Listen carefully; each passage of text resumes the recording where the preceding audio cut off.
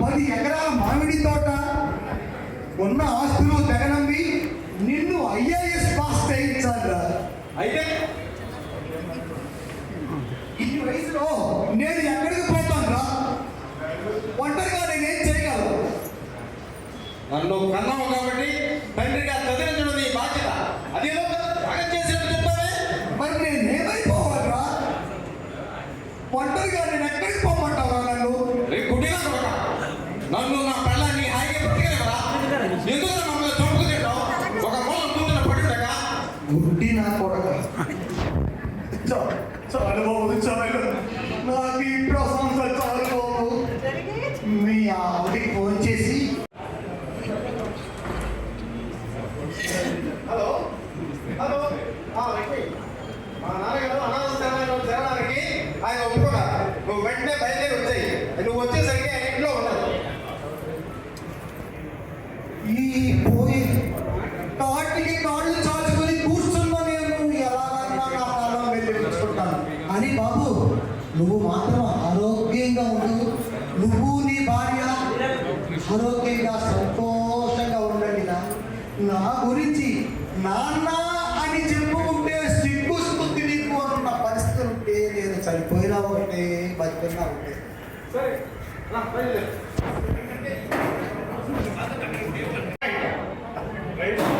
69 సంవత్సరాలు.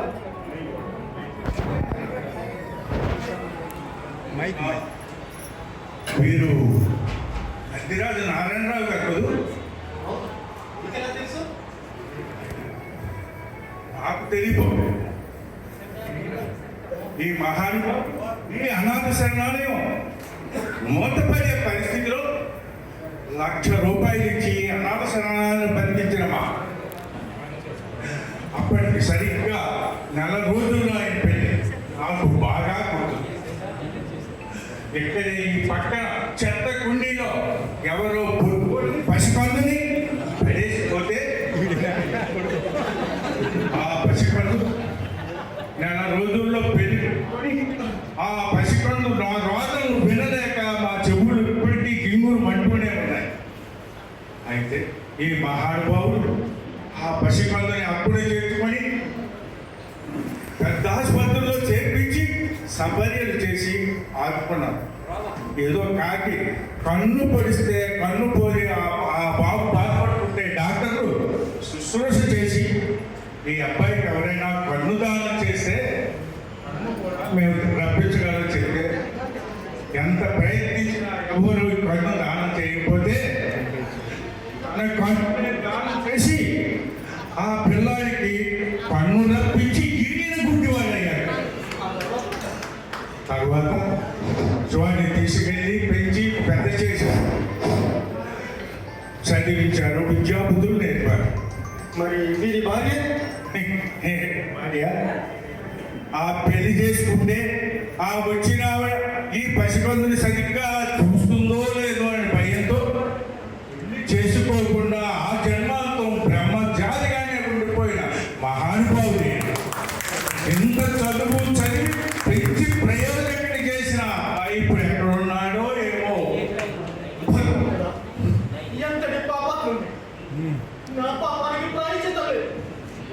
కుక్కలు కుక్కలు పందులు కరచి ఈజీ పెట్టిన వాడే ఆ పసివాడిని కనికరంతో కాపాడి కన్ను ప్రసాదిస్తే మిమ్మల్ని గుడ్డిగా కూడా సాధించాడు.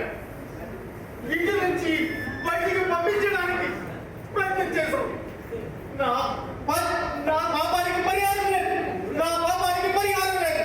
మిమ్మల్ని క్షమించమని అడిగి అర్హత కూడా లేదు.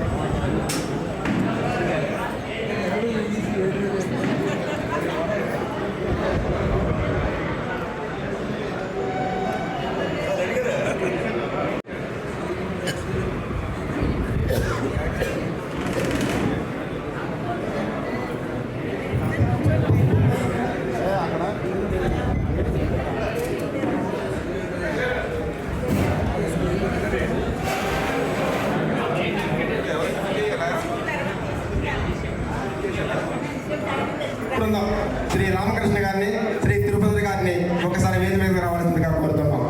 శ్రీ రామకృష్ణ గారు, తిరుపతి రాజు గారు, బి సత్యనారాయణ గారు.